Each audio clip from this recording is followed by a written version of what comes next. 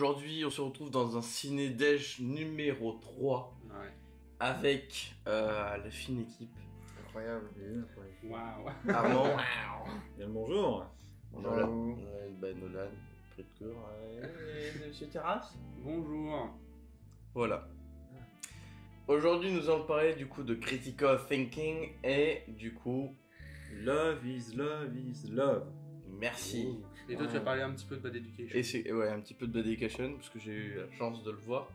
En streaming. Non. Bien sûr, non, j'ai eu la chance de le voir à Deauville, en salle, sur un grand écran. Vous l'avez bien entendu. En séance étoilée en montant le tapis rouge d'ailleurs. C'est vraiment, on avait tellement envie d'aller le voir et passer la soirée là-bas. Ouais, j'étais à Bad Education. J'étais à côté de Vanessa Paradis et de sa fille Lily Rose. D'ailleurs, j'ai pu revoir le film sur son front. Du coup, Putain, mais quel enfer.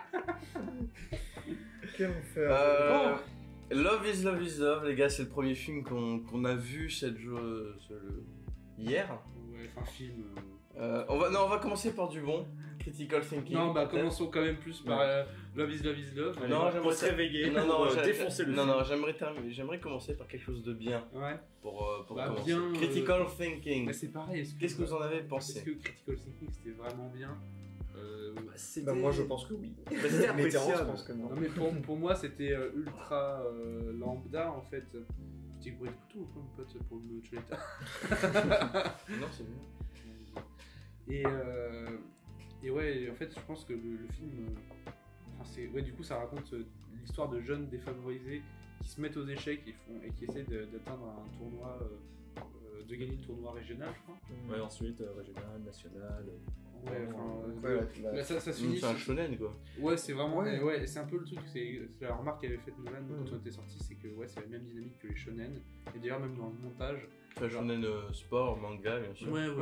Pas tous les shonen. Mais c'est exactement le genre de truc que t'as. Enfin, c'est vrai que le montage, quand il y a des matchs, je sais pas, d'échecs, tu vois, il y a une espèce d'interface à moitié télé un dégueulasse, bandeau, un vieux bandeau moche. Et les round 1, Ouais, 2 qui font ouais. penser à un combat de Street Fighter. Ouais, on dirait que c'est un combat et tout, et moi je trouve que le film est ultra osef. Vraiment, dans 2 jours, je pense que ce film, je m'en rappellerai plus. Déjà aujourd'hui, j'avais du mal. Et comment dire? Non, mais en fait, le film il raconte rien. C'est vrai que juste avant la séance, avec Armand, on a discuté avec quelqu'un qui était derrière nous, qui nous a dit, on dirait, c'est vrai que c'est un peu le genre de générateur de scénario aléatoire. Tu mets des jeunes défavorisés et insérer un truc, tu vois. Insérer sport de notre choix. Et qui se mettent à jouer aux échecs, tu vois. Et c'est vrai que ça apporte pas grand chose en termes de cinéma, c'est vide de ouf. Et moi, il y a juste une scène qui m'a fait mourir de rire. Tout le monde. Moi, j'en pouvais plus.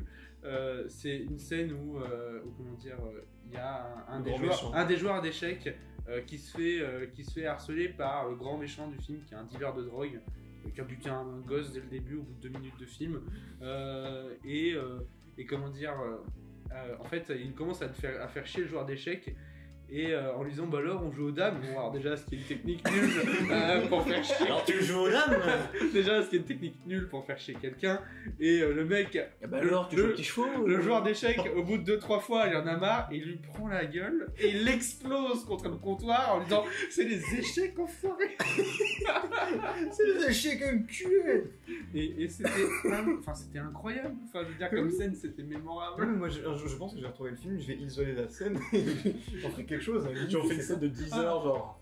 Ah, c'est les échecs enfoirés. Oh, le bordel. Après, c'était le génial. film n'était pas vraiment aidé avec ses sous-titres Ah ouais, vraiment catastrophiques. Oh la vache. Pour vous dire, en gros, la personne qui s'est occupée des sous-titres était vraiment perdue avec le Je you, pense que c'était pas son métier de base. parce qu'il confondait souvent les tu et les vous. Genre des fois, un élève pouvait directement tutoyer son prof et son prof le vouvoyer, et inversement. On a aussi un petit bonheur la chance. Quoi. On a aussi des traductions en mode I am serious man, en je suis un homme sérieux. Les fautes de frappe et le hood, c'est pas le hood, c'est les environs. je viens des environs, c'est dur les environs. Il y avait des fautes. I'm come from the hood. Je viens des environs. Il y avait plein de fautes de traduction et I'm tout. out aussi, il disait je débarque, alors que tu le vois en train de défaire ses poches. Oui, c'est ça. Non mais Après, voilà, c'est pas le film ça en soi, c'est juste que nous, c'était notre expérience de la séance, quoi. Et c'est vrai que c'était pas aidé, et c'est vrai que on va voir ça au festival de Deauville, c'est un peu n'importe quoi. Enfin, je veux dire, personne vérifie. Le mec il avait laissé des trucs en anglais parce que j'imagine que le mec avait récupéré la traduction qui avait été faite par pour les sourds malentendants et tout américains. Et en fait, des fois, on se retrouvait avec des Latino music playing, tu vois. Shotgun. Et c'était n'importe quoi. Oui, c'était logique dans Sound of Metal. Parce que c'était. Oui, voilà, surtout c'était bien fait. C'est surtout pour. Il y avait une logique avec le film, là, pas du tout. Puis en plus, voilà. C'est des joueurs d'échecs, pas des sourds. C'est vrai que par exemple, on parle. Ouais, Sound of Metal qui reste quand même pour l'instant de loin le meilleur film pour moi de Deauville. Toi, t'es pas d'accord, Raphaël, mais. Moi, c'était dit, mais comment dire. C'est vrai que là, il y avait les sous-titres avaient leur vraie importance dans le récit parce que ils voulaient que le film puisse être vécu par les sourds et malentendants. Là, on a rien. C'est juste sur un passage. Et le reste. Ouais, voilà. Non, c'est du n'importe quoi. Ce truc-là, c'est juste à quel point le festival de Deauville peut s'en battre les couilles, quoi. C'est très très fort. Hein. Mais du coup, attends, moi, j'aimerais bien. Pourquoi J'aimerais bien nuancer un petit peu tout ce que tu disais vis-à-vis du film parce qu'il y a quand même pas mal de points positifs. Parce qu'il a aucun gros mauvais point, il n'y a rien qui le tire vers le bas. C'est très caricatural. C'est très caricatural. Enfin, le schéma narratif est très simple, mais après, c'est pas pour autant qu'il est vu et revu, mais il est pas mauvais en soi. Et je pense qu'il est pas. Enfin, en plus, il est un peu aidé parce que les personnages, ils peuvent être un peu irritants parce que c'est des gamins. C'est des gens de 18 ans et tout qui se comportent un peu comme des gamins. C'est un peu bruyant. Il y a des passages du film qui sont vachement bruyants où les voix se chevauchent. Mais où sont leurs nounous, bordel de merde. Moi, je pense même qu'il y a un côté très caricatural dans l'écriture des personnages. Ouais, mais moi, je les trouve quand même assez réussis et assez attachants dans l'ensemble. Parce que même individuellement, ils sont assez caricaturales, mais les quatre mis ensemble, il y a ça aurait été compliqué de faire un genre de film comme ça si t'avais pas un niveau d'attachement pour les personnages. Après, moi, je trouve que quand même, c'est vrai que même si le film, pour moi, est pas ouf, il y a quand même ce truc de suivre l'évolution de l'équipe et en fait, quelque part, le fameux match ultime qui se passe à la bien, fin, mais c'était Rocky. C'était vraiment. Je veux dire, tu t'y prends, quoi. Ça, c'est fait pour. Il y a que ça. C'est Rocky des échecs, quoi. C'est Rocky des échecs, quoi. Avec de l'audace, avec du pari, avec tout. mais c'était vraiment. Franchement, c'était. Les matchs, c'était. Pour moi, les matchs d'échecs avec ça à tirer parce que c'est vrai qu'en termes on va dire, de création d'intérêt ou d'adrénaline, si on peut pas être ça pour des matchs d'échecs, voilà quoi. Mais bon, non, c'était pas mauvais, mais pour moi c'est un film vraiment oubliable, quoi. Après, pour moi, il a plus sa place dans un festival comme celui-là que le film qui va suivre. Ouais, Love is Love. Ouais. On parlait de films oubliables il y a pas longtemps, je pense que celui-là on va pas l'oublier. Non, tellement il était nul. J'aimerais ne pas l'oublier. Au fond de moi, j'aimerais ne pas l'oublier. Ah ouais. Pour certaines choses. Il y a des scènes qui vont rester en mémoire. Ouais, il y a des scènes. Donc, dont le montage. Donc, horrible. On y vient. Love is Love d'Eleanor Coppola qui a 82 ans réalise donc son deuxième film.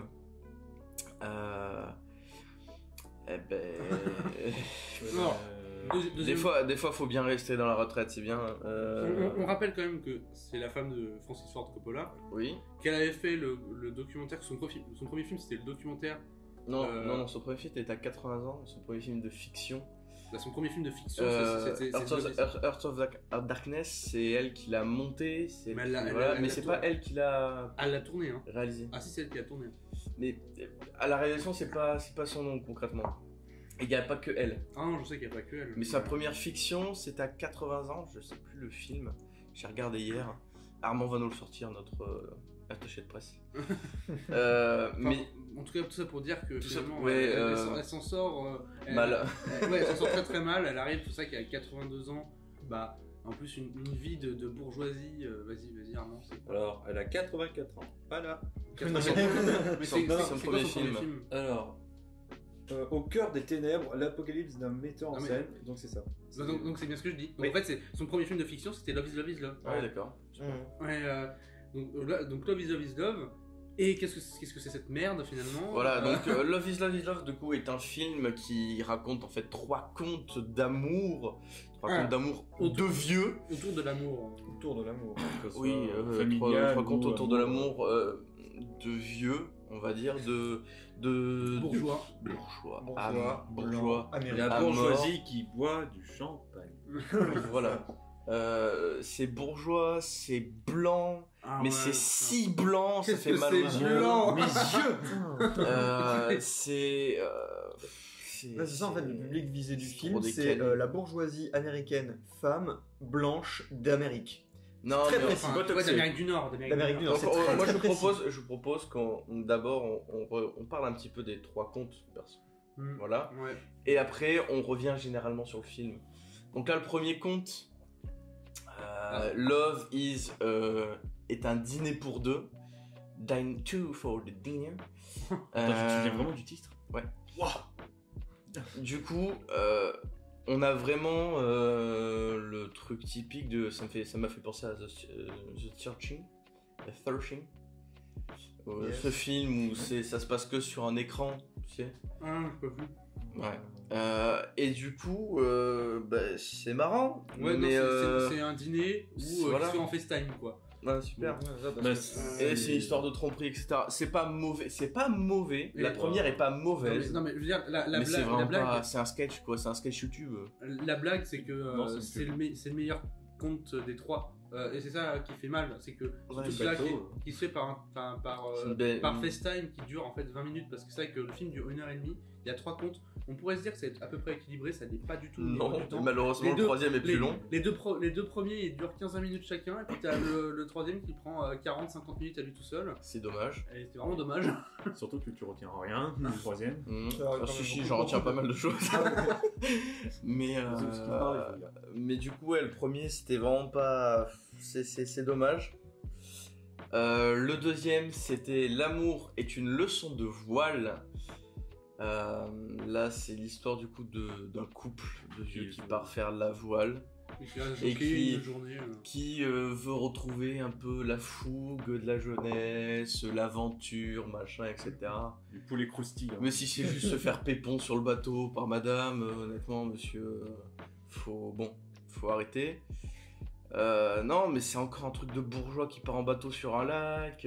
Bah, Avec voilà, un- c'est ouais, c'est deux qui ont un voilier qui se permettent d'aller d'aller faire une petite balade en voilier sur le lac. Enfin voilà. Un truc quoi. romantique et tout. Ça va au bout d'un Ah, magnifique placement de produit pour Bose. Ah oui. Incroyable. Et aussi de leur bouteille Coppola. Ah putain, oui. Il y a. Ça, je l'ai pas vu. Ah, j'ai Ça, pas dit gaffe. parce qu'en fait. Tu vois, c'est très mal fait au final. Parce qu'en gros, dans le deuxième court-métrage, on voit qu'ils sont en train de boire avec une Ah, bouteille. c'est ce fameux champagne Oui, rose ce champagne, là. ce champagne Ah, mais rose. oui, je me dis, je le voyais partout ce con. Et en gros, il revient dans le troisième court-métrage où en gros les dames vont se bourrer la gueule au champagne. Et en fait, c'est une bouteille Coppola. Putain, Encore du du placement de produit, mes amis. Donc Donc c'est pire que du placement de produit, c'est. Après, pour moi, ça va pas au niveau du truc Bose où t'as le truc de la. En fait, c'est comme une pub. Mais de toute façon, esthétiquement, le film a tout d'une pub. Oui, c'est une pub. Et- Alors et genre c'est vraiment, c'est Desperate Housewives spin-off réalisé par Shutterstock. Voilà. Voilà, Shutterstock, pour vous c'est donner un peu que l'idée. Et du coup, Francis s'est vraiment dit à Eleanor, écoute chérie, la troisième il histoire. faut relancer le champagne, La troisième histoire. fais un film. Du coup, on en revient à la troisième histoire. Ouais. Au secours. Love is... y a pas de nom. La famille. Non, mais Il y a ouais. pas de Un nom. dîner tardif. Hein dîner tardif. Un dîner tardif. Et mais ferme ta gueule. Vous savez quoi, j'ai envie de chanter une chanson. Allez. Oh non. Ouais, c'est comment dire En plus, moi je trouve ça un petit peu dommage parce que, Ouais, parce que sur, le sujet, sur le hein. sur le principe, ça pourrait. Attends, on ultra s'opère. Vas-y. Je reprends. Du Vas-y, coup, la vas-y. troisième histoire, c'est un dîner entre plusieurs femmes De 50 minutes. et surtout la fille d'une femme qui est du coup décédée. Donc c'est une sorte de repas Funéraire. post, De Post- deuil, de deuil. post voilà, deuil, etc. Parce que toutes ces femmes sont les amies Et de la femme pendant décédée. 50 minutes, nous allons avoir le droit à chacune qui va raconter sa ok. petite anecdote de la rencontre avec Claire, mais une anecdote... Claire, la personne Voilà, décédée. la mère, pardon, excusez-moi. Du coup, ça va... excusez-moi, pardon. Du coup, ça passe de... on s'est rencontrés dans un petit magasin de foulards et de chocolat à Paris. Ça, c'est la française. Ouais. Hello, I am Rose Simon. Oh mon dieu. Enfin, et ça tue tous les clichés. Et ça fout une afro-américaine médecin. Juste pour ça. Et une femme et une femme lesbienne en plein milieu en mode ah je suis gay friendly. Moi et ma Oh, femme. Non mais incroyable. c'est non c'est du. Oui c'est Creed. Non, c'est pas Creed. Si c'est Creed. Non, c'est pas. Si, c'est Creed. C'est une autre. Ah non c'est oui c'est une autre c'est pas Creed. Bref. Mais Creed apparaît dans le film. Oui, avec Non. une perruque.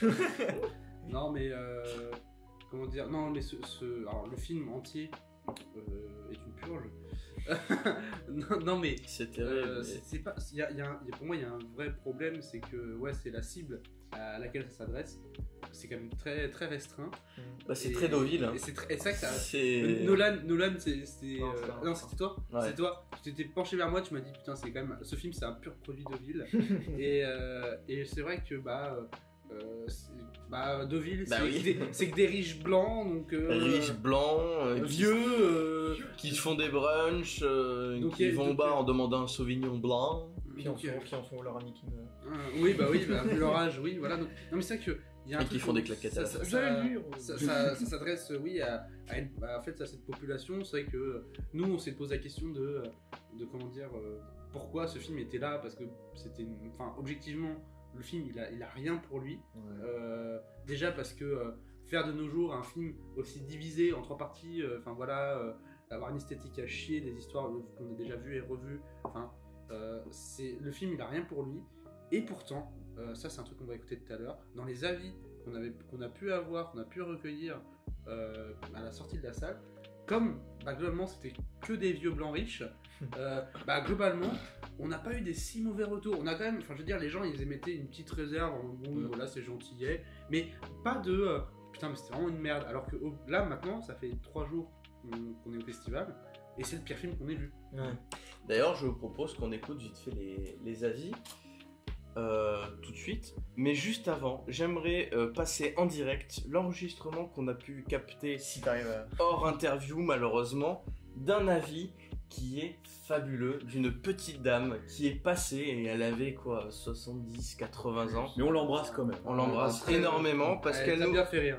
parce qu'elle nous a fait l'honneur de vraiment nous sortir une petite pépite qu'on attendait depuis le début. Par rapport au film, J'ai trouvé les sujets trop conventionnels et ça n'est pas parce qu'on s'appelle Coppola qu'il faut applaudir. Voilà, je vous laisse maintenant avec les autres avis. Love is Love, oui. Oui, c'est gentil, mais c'est un très bon film, considérant aussi que la réalisatrice a 80 ans. Donc ça donne aussi la motivation à tout le monde qui rêve de faire du cinéma aussi, que c'est jamais trop tard. Non, mais moi j'ai beaucoup aimé.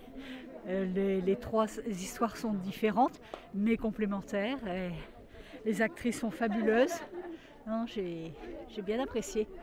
Je trouve que c'est très cliché, enfin j'ai trouvé ça quand même assez cliché, mais quand même assez mignon. On voyait que c'était quelqu'un derrière qui aimait l'amour en gros, et qui a voulu montrer ça, quoi, montrer l'amour de différentes façons, et ça va. Moi j'ai beaucoup aimé aussi, mais j'aurais pas dit cliché, c'est peut-être une vision assez simple, mais je trouve que c'est mignon, enfin c'est léger, c'est beau. Oui, j'ai vu le dernier là, avec 3 épisodes, bon. C'est dommage, le dernier sujet était très beau, mais il est traité d'une façon pas bonne. Voilà. Hier c'était bien, aujourd'hui on est déçus. Voilà. Très très cliché. Mais sinon sympa, c'est très sympa. Oh, écoutez, c'est un film sympathique, on va dire, mais enfin, bon, 3 sketchs un petit peu inégaux d'ailleurs. Les 2 premiers avec un petit effet un peu comique, le 3e un peu plus de réflexion, dramatique. Après, pour être honnête, si on s'appelle pas Coppola, je suis pas sûr qu'on le fasse et qu'on le diffuse. Du coup, tu disais des avis très gentils au final avec le film, alors que c'était une purge totale. Et je tenais à dire quand même que derrière nous, on était devant, à droite. Ah ouais, non, ça on Voilà. n'a pas eu de chance quand même. Si, pour un moment, on a eu de la chance. Il faut savoir que derrière nous, sur plusieurs rangs, il y avait, je crois, quelques classes. En sortie de classe au festival de Deauville. Voilà. C'est vrai que bon pour. Mais ils avaient vraiment choisi leur mauvais film. Ah ouais, c'est quand même pas de chance. Plein, mais vraiment. Les pauvres. Et Bon, au fond, c'était des petits cons. Hein, au fond, c'est voilà, mais ils arrêtaient pas de parler au début du film, donc ça nous saoulait un peu. Tout le film. Ouais, voilà. Ça nous saoulait un petit peu, quoique nous, ils se sont tous endormis à un moment. Oui, il y en a un qui s'est endormi, il s'est pris une grosse table. Et du coup, ça parlait beaucoup au début du film, donc on a dit oh c'est chiant machin. Je peux vous dire qu'à la fin, on parlait plus que et que toute la salle parlait, toute la salle rigolait au moment dramatique. Et ça c'est là que tu vois aussi les problèmes d'un film. C'est quand t'as des scènes dramatiques qui cherchent à toucher. Non, tout le monde rigole. Je me rappelle juste ce mec, le premier qui a vraiment rigolé.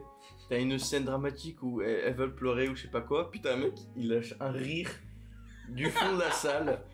Et moi j'étais en mode... C'est vrai que c'est rigolo quand même.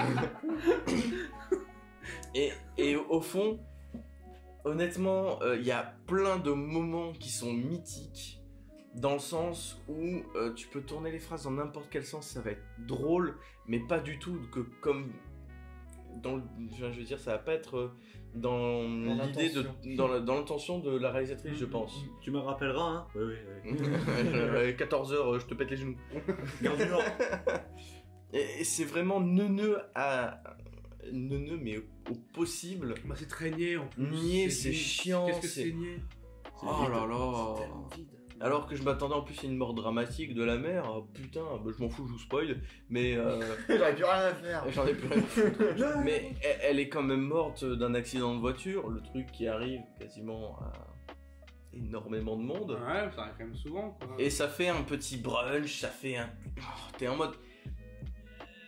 Ouais, ok, bah oui. Surtout qu'elle pose la question en plein milieu du repas. Ouais, mais du coup, elle est morte comment Elle est morte comment Alors que c'est censé être ses meilleurs potes, hein, quand même. Oui.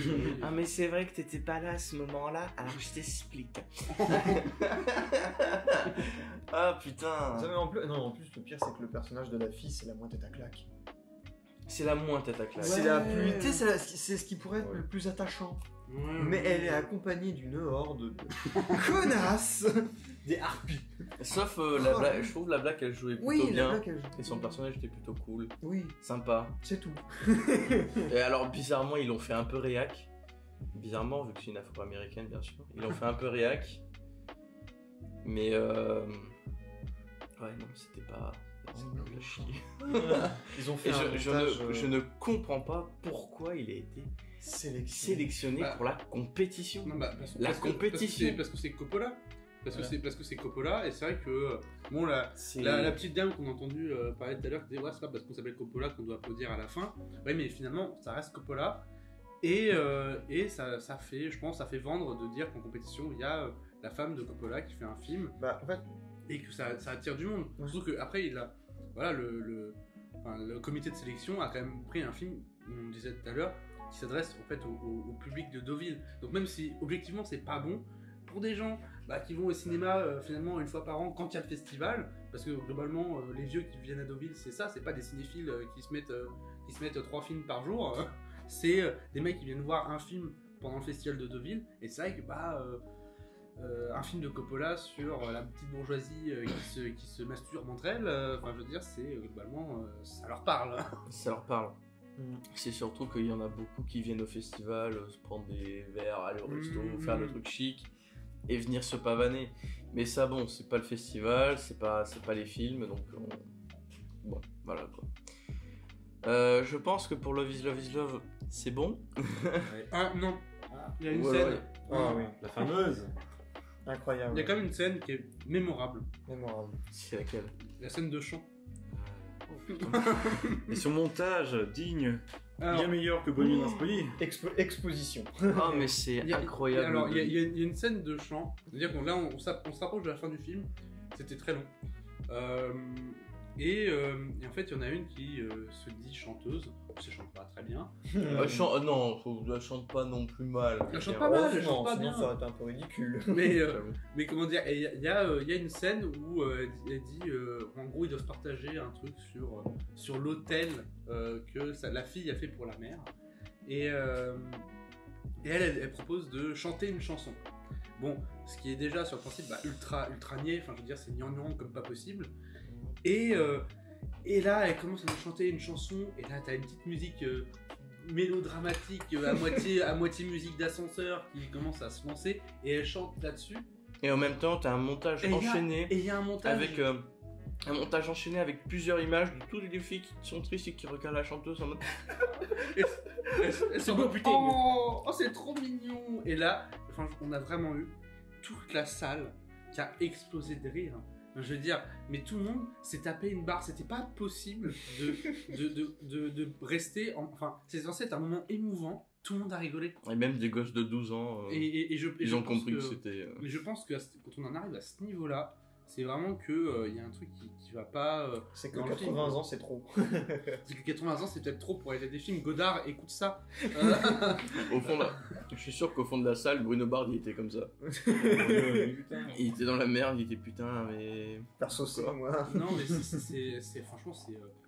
Et en même temps, on a quand même, et pourtant on a eu des bonnes réactions, alors que tout le monde s'est tapé des barres, on a eu des plutôt bonnes réactions, et donc je sais pas ce qui se passe. Est-ce que les gens osent pas dire du mal du film parce que on reste à Deauville et tout, il y a une espèce de respect entre bourgeois, une espèce de contrat tacite, de code.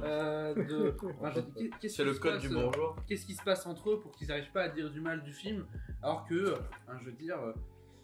Un moment, si tu rigoles devant un passage plus ou moins dramatique, émouvant, émouvant, pardon, c'est que t'as pas réussi ton truc. Enfin, visiblement, c'est qu'en tant que réalisatrice, t'as foiré tout ce que tu voulais essayer de transmettre aux spectateurs. Donc, ouais, c'était une merde. Quoi. Concernant Bad Education, film étoile du coup d'hier. Je vais avoir un avis très bref, parce que c'est un bon film, déjà. Hugh Jackman joue très bien, mais c'est un peu dans la veine des films d'enquête, des soubassements, pas du rêve américain, mais du système américain, dans le style de Dark Waters, et bon, le genre de film, quoi. Du coup, Bad Education, c'est l'histoire d'un chef de district qui s'occupe de lycée, la primaire, etc. d'une même ville, et du coup qui essaye de rendre ses lycées les plus, pas rentables, mais d'essayer d'envoyer ses élèves aux meilleures écoles, etc. D'être le meilleur du district, envoyé dans les meilleures écoles du pays, de la région, etc. Sauf que il y a un scandale qui va tomber, c'est que y a des fraudes d'argent et des fraudes sur le budget de l'école. Et on va avoir une sorte d'enquête de paysage, on dépeint plusieurs personnages dans leur environnement, c'est même pas une véritable enquête, parce que celle qui fait l'enquête, c'est une élève du lycée qui travaille du coup pour le club journalisme, etc. Innovant. Et du coup, c'est très drôle parce que le personnage de Jackman la pousse à aller plus loin dans ses enquêtes, de faire du vrai journalisme, c'est fou ce qu'elle fait, et du coup elle va aller regarder dans les archives de l'école et trouver les conneries. Mais du coup on la suit pas vraiment elle, on suit surtout Hugh Jackman, on suit la vie des fraudeurs au final.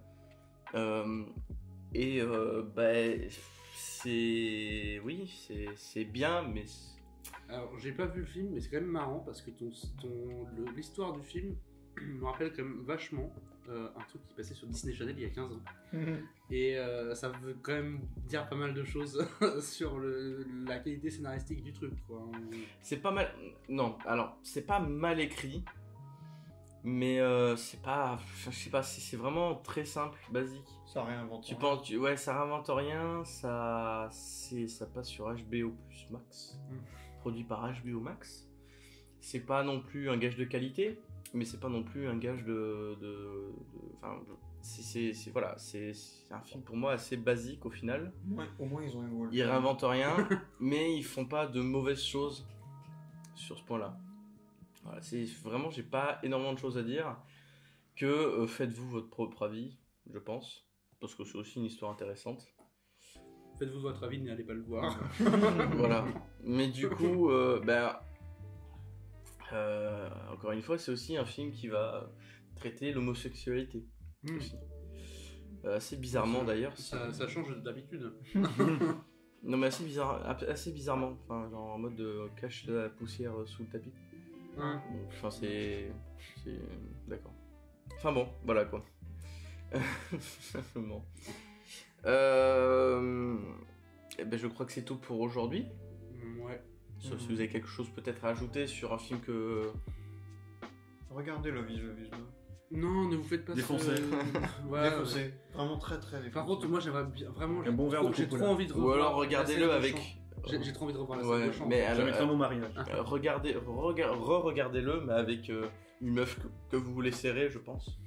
Parce que... Ne faites si, surtout pas ça. que vous l'aimez pas. Alors si. Pourquoi? Alors première étape. D'une, elle peut aimer le film et trouver ça romantique. Deux, elle peut autant se moquer. Donc vous allez aussi vous moquer, bien sûr, faut suivre le mouvement. Et là, elle va rigoler. Et un film comique comme ça, où on se moque d'un film, c'est tout aussi bien. Donc les gars comme les filles, hein, bien sûr. Hein. Donc regardez Love is Love, serré. C'est comme une